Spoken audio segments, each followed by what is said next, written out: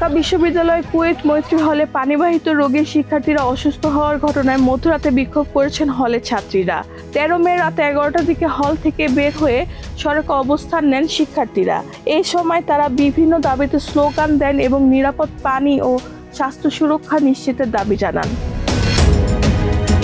আন্দোলনরত শিক্ষার্থীরা জানান, গত 2 সপ্তাহে হলে বেশ কয়েকজন ছাত্রী পানিবাহিত রোগে আক্রান্ত হয়েছেন। বিষয়টি নিয়ে বুধবার হল প্রশাসনের সঙ্গে আলোচনা করেন তারা।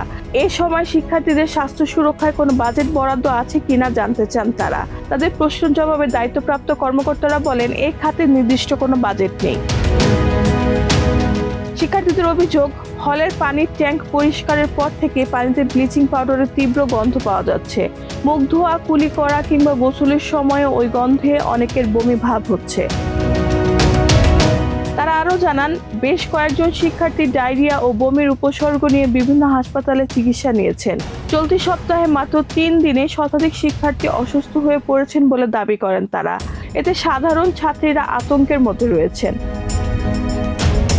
এ সময় বিক্ষোভে অংশ নেওয়া শিক্ষার্থীরা হলের স্বাস্থ্যসেবার জন্য পৃথক বাজেট বরাদ্দ, নিরাপদ পানির নিশ্চয়তা এবং পানিবাহিত রোগে শিক্ষার্থীদের অসুস্থ হওয়ার ঘটনায় নিরপেক্ষ তদন্তের দাবি করেন।